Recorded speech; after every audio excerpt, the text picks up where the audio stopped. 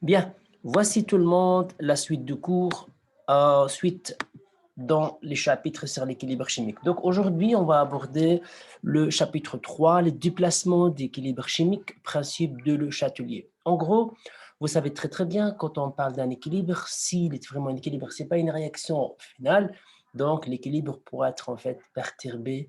Donc toute situation à l'équilibre pourra être perturbée. Vous êtes assis sur une chaise, si je vous bouscule vers la droite, vers la gauche, vous allez faire l'opposé pour maintenir votre situation d'équilibre. Avant ça, on va essayer d'introduire ce qu'on appelle le rendement d'une réaction. Donc, le chimiste, en gros, le rendement, c'est quoi? Ben, on s'intéresse, en tout cas, à créer ou à produire le maximum, en fait, de produits. Si on fait une réaction, on s'intéresse vraiment à atteindre le maximum de notre produit. Donc, le rendement d'une réaction chimique, exprimé en pourcents, et il est le rapport entre la masse de produits réellement obtenus, c'est-à-dire ce qu'on a obtenu réellement, et la masse de produits que la réaction aurait théoriquement fourni si on avait été complet.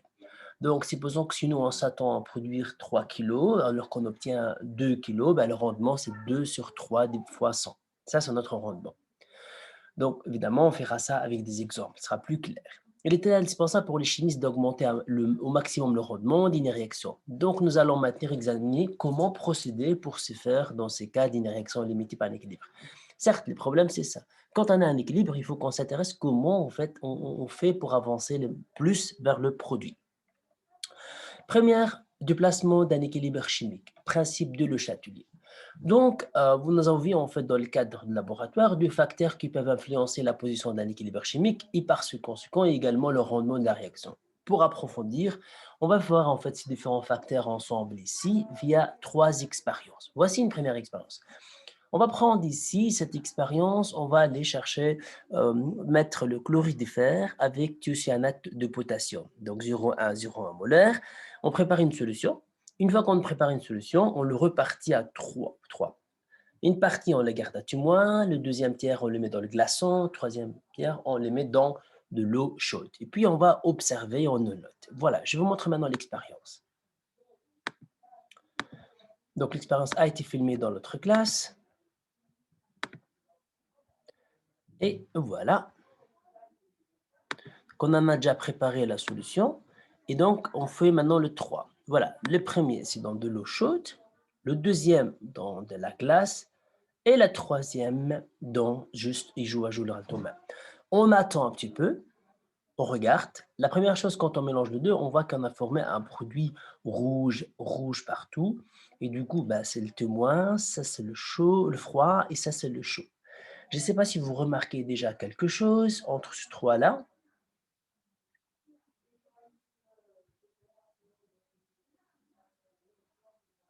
Ah, donc clair, donc on commence à décolorier en fait la solution dans l'eau chaude. Elle devient moins à moins rouge. Donc, si on avance un petit peu après quelques minutes, ouais, effectivement, cette solution, elle se décolore tout doucement. Donc, on va voir comment ça se fait. Et la deuxième, donc si on regarde ici, là, elle s'est tensifiée un petit peu par rapport à celle-là.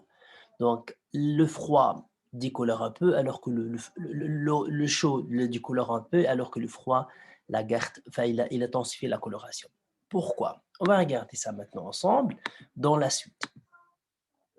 Donc, nous, ce qu'on a fait, on a mélangé le 3 et voici notre réaction chimique. Donc, je vais écrire d'ailleurs, cette équation, on l'a déjà utilisée dans le chapitre sur la cinétique. Je vais écrire juste les ions principaux.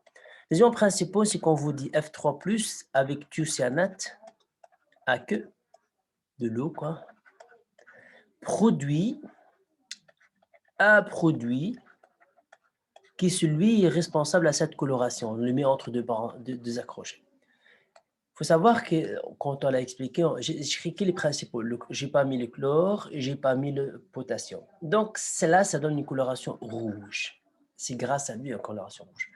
Donc, le fait de le mettre dans de l'eau chaude, est-ce qu'à votre avis, on a plutôt favorisé la production de ce complexe ou la déformation de ce complexe? Sachant que cette complexe, c'est qu'est-ce qu'elle donne une coloration rouge. Donc, effectivement, si on a moins à moins de couleur rouge, ça veut dire qu'on a moins à moins du complexe. Ça veut dire qu'on était plutôt dans le sens 2. Ok, donc on a moins à moins de complexe, ça veut dire que quand on le met à chaud, la réaction, elle a plutôt la chaleur a plutôt favorisé le sens 2, pas le sens 1. Alors, si on a plus en plus de rouge, bah, on a favorisé le sens 1. Tout moins coloration rouge.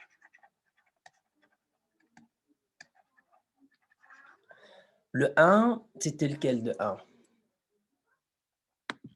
Le 1, c'était dans la glace. Donc le 1, c'était dans la glace. Et donc, en fait, coloration plus rouge. Puis-je noter? Il faut attendre plus coloration, plus rouge.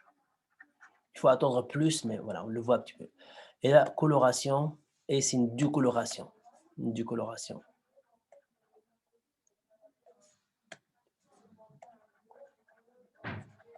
De la coloration progressive. Donc, ça, on peut le dire tout simplement, coloration progressive. Donc là, on reviendra après.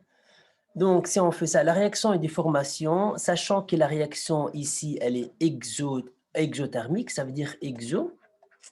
Exothermique, ça veut dire que delta H est négatif. Il parle d'équipe, il parle de sens 1. Tout ce qu'il nous donne toujours, c'est le sens 1.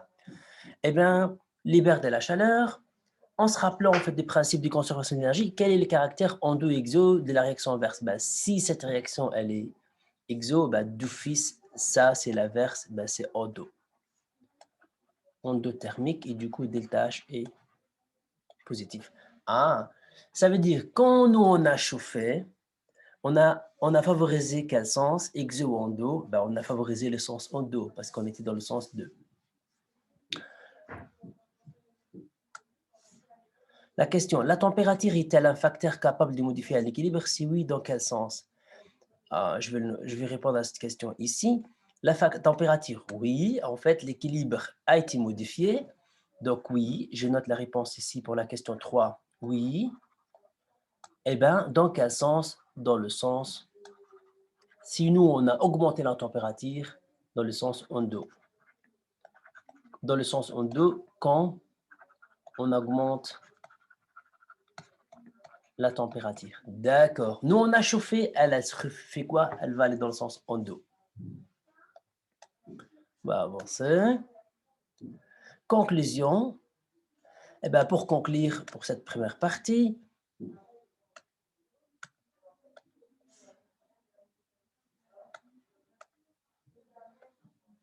eh bien, l'augmentation de température modifie un équilibre chimique dans le sens de la réaction endothermique. La diminution de la température modifie dans le sens exothermique, la réaction exothermique. C'est toujours l'opposé. Donc, vous chauffez, elle va refroidir. Vous refroidissez, elle va chauffer. Bien sûr, à retenir ça. Donc, si vous voyez qu'on chauffe, vous simplement vous identifiez lesquels les sens endo, lesquels les sens exo, et vous répondez. Voici ici un exemple. La fixation d'oxygène, en fait, par l'hémoglobine, des globules rouges, est irréversible et exothermique. Donc là, delta H est négatif, bien sûr. Il parle de ça.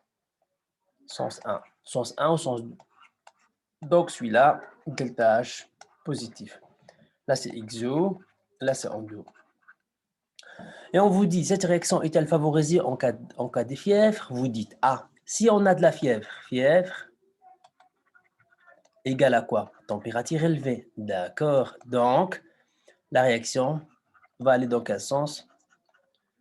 La réaction va dans le sens endo-exo. Sens, si on a chauffé, nous, enfin, si ça chauffe à l'extérieur, ben, ouais. Du coup, si la température augmente, elle va vers le sens endothermique. Quel est le sens endo ici? Ah, c'est le sens 2.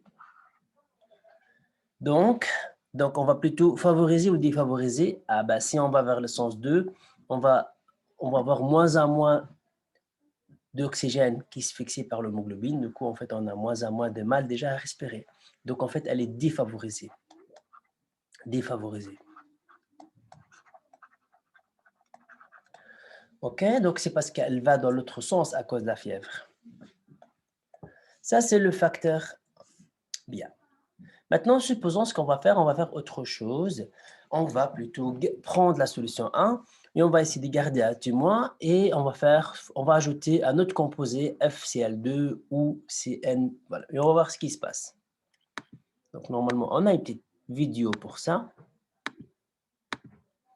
C'est la vidéo 2.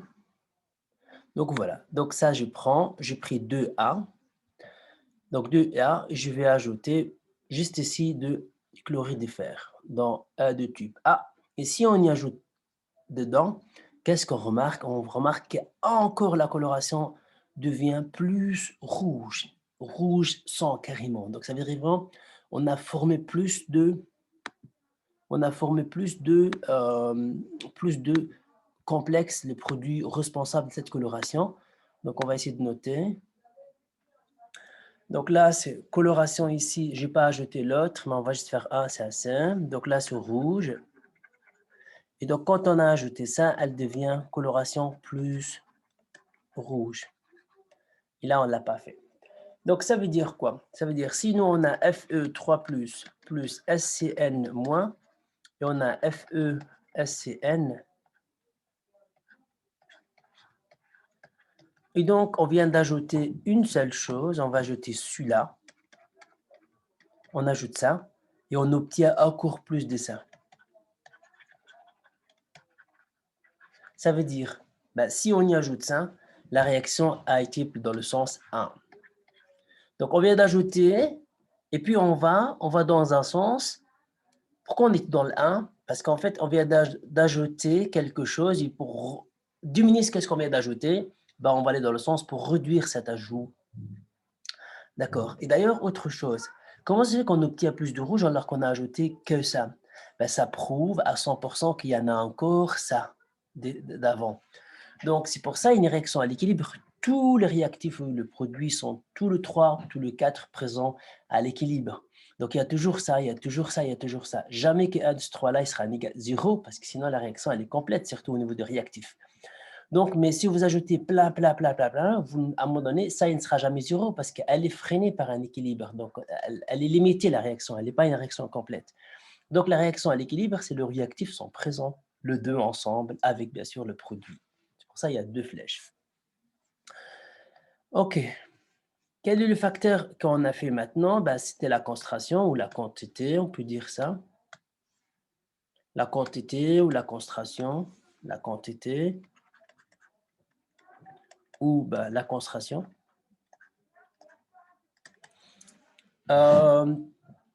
Autre chose ici, les réactifs, compléter le tableau. Quand on a ajouté ça, qu'est-ce qu'on a ajouté? On parle que des ions principaux ici. Il influence la quantité de F3+.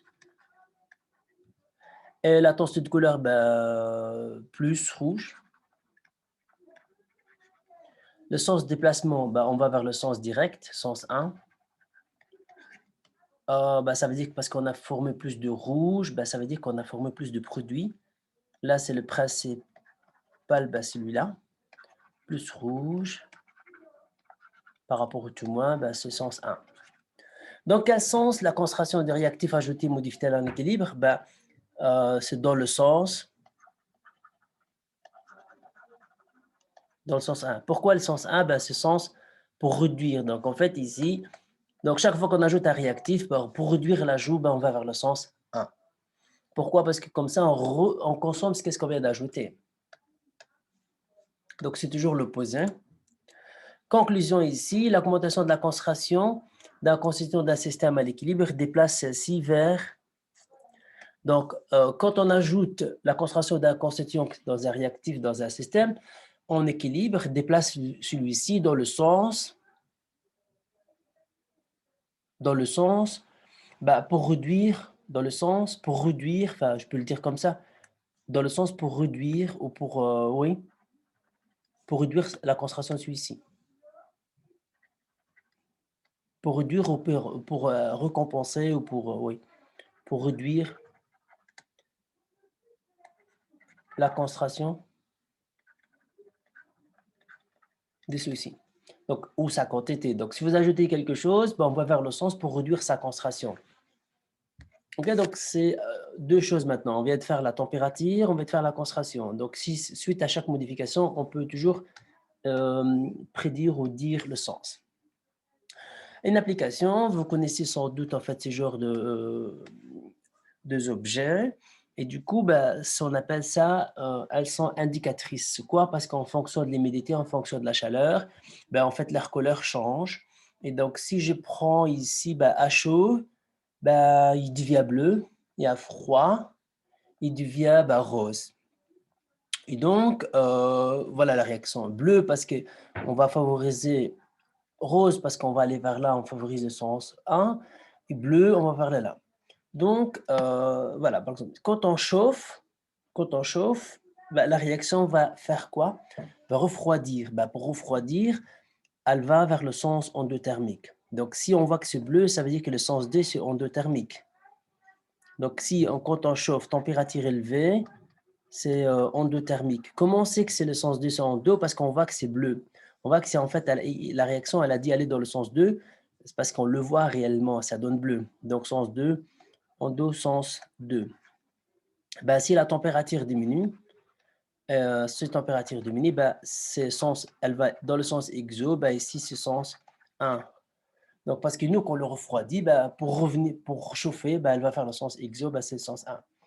La question qui demande ici, lorsque les degrés hygrométriques étaient élevés, quelle est la couleur de la skate? Donc, en fait, si l'humidité, ces degrés-là, c'est l'humidité. Donc, autrement, l'humidité, je peux le traduire différemment. Ben, c'est l'eau, c'est la température, c'est plusieurs choses. Que l'humidité, ben, on peut imaginer qu'il y ait plus d'eau, quoi. L'eau est élevée. La quantité d'eau est élevée, ben, on va faire quoi? Ben, sens pour consommer ou pour réduire la quantité d'eau. C'est ça l'idée, quoi. Ah, du coup, ben, s'il y a plus d'eau, ben, il va aller dans le sens où pour réduire la quantité d'eau. Donc, c'est le sens 1. Comme vous voyez, l'eau, ça se trouve à gauche, ben, c'est le sens 1. Si on voit l'humidité aussi, par le fait que l'humidité, la température, elle est faible. C'est vrai, la température, elle est plus faible quand on a de l'humidité. Parce qu'on est dans un endroit très humide. Humide, c'est vrai, il y a beaucoup d'eau, ça, oui. Et donc, si c'est humide, donc elle va aller vers le sens exo. Un seul facteur, c'est bon ici. Le sens exo, ben, c'est le sens 1. Okay? Que ce soit par l'eau, généralement on va raisonner avec l'eau ou la température. Avec le 2, ben, on peut toujours imaginer que le sens 1, ici, d'après le raisonnement. Troisième facteur, ici, c'est, on va faire une troisième expérience pour voir c'est quoi le troisième facteur. Donc, l'expérience est basée ici. Donc, on va vers un système, je ne sais pas si... ouais, donc si je prends un ballon, ce ballon, c'est généralement avec un système fermé.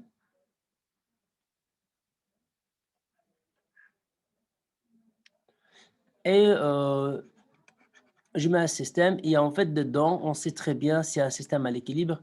Donc, il y a le 2 gaz. À l'équilibre, ça veut dire les deux sont présents. Donc, si je prends ici, ça c'est en couleur, ici c'est brun. Et donc, à votre avis, si je fonce les pistons, le volume est le plus petit, ça veut dire quoi? Ben, ça veut dire que la pression elle est plus élevée. Ah. Donc, le fait qu'on fonce les pistons ici, le système est plus petit. Le système, le volume, il se réduit. Normalement, c'est un autre système, hein, voilà, c'est le même principe. Et la pression elle est plus élevée. Donc, qu'est-ce qu'on va observer à votre avis? Si la pression augmente, il faut regarder ici dans quel sens on va faire. D'accord. On vient de dire que la pression augmente. Ben, si on augmente la pression, le système va lui faire l'opposé. C'est quoi l'opposé? Réduire la pression. Ah. Comment il va réduire la pression? Ben, il va aller dans le sens 1 ou le sens 2?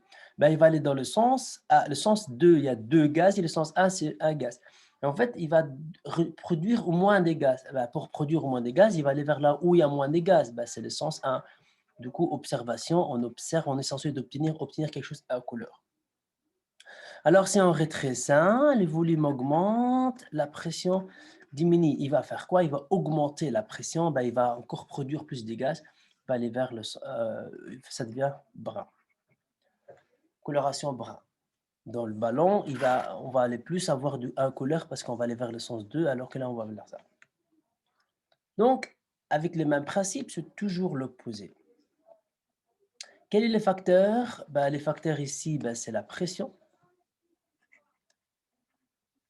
Okay? On peut dire que c'est la pression ou c'est le volume qui est lié en fait avec la pression.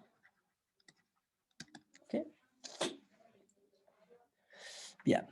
Entourer la bonne solution. La réaction directe s'effectue avec, donc ici, avec, quand on va vers le gauche à droite, on a plus avec une augmentation parce qu'on a plus de gaz à droite qu'à gauche. Hein.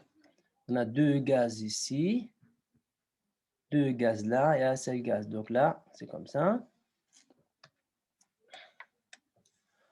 Entourer la bonne solution, la réaction inverse s'effectue avec une diminution. Comment l'équilibre se modifie avec la pression totale? Ben, ici, quand on a augmenté la pression, lui a fait quoi? Ben, donc comment il a modifié? Ben, il allait donc,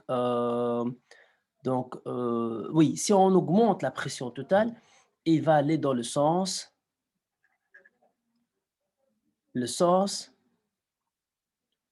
avec diminution de nombre de gaz, de moles de gaz, d'accord. Ben, le fait que nous, on a augmenté la pression, lui, il va réduire. Donc, comment il va le réduire? Il va aller vers où il y a plus de gaz. Eh bien, si on réduit la pression, le sens avec augmentation de moles de gaz. OK? Plus, moins. Donc, ça sera toujours généralisé. L'augmentation de la pression totale déplace l'équilibre en équilibre dans le sens de la réaction. Ah, donc, dans le sens de la réaction.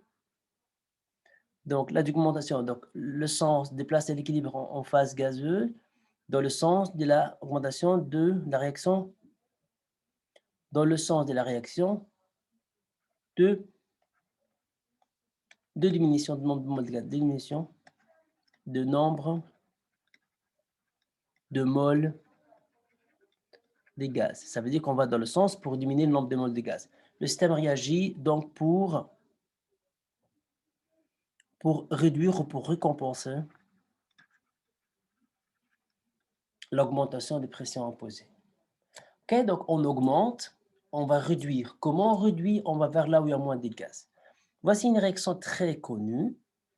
Donc, vous avez de l'eau pétillante, c'est un équilibre entre l'eau aqueuse, l'eau liquide et l'eau CO2 gazeux. Donc, nous, quand on ouvre la bouteille, ce qui se passe? Ah, si tu ouvres la bouteille, la pression diminue. D'accord. Donc, la réaction va dans le sens pour réduire le mol de gaz. Ah, où il y a moins de gaz, à gauche ou à droite? Ben, il y a un gaz, 6,0 gaz là. Du coup, en fait, c'est le sens A. Sens 1. C'est pour ça, quand on ouvre une bouteille boutillante, on entend pshh, donc c'est le sens 1. Donc, le sens où il y a moins de mol, plus de gaz pour rattraper, pour remonter la pression, donc on va produire plus de gaz, ben, c'est le sens 1. C'est pour ça les gaz quittent tout de suite la bouteille une fois que la bouteille était ouverte. Le principe de Le Chatelier. Donc, en fait, Le Chatelier dit, tout ce qu'on vient de dire, pour un système à l'équilibre,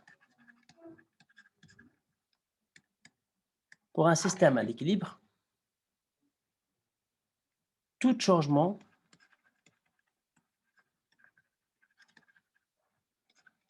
donc température, concentration, pression, volume,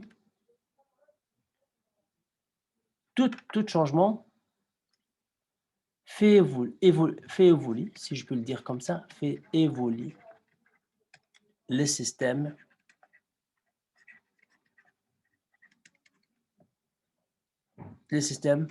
dans,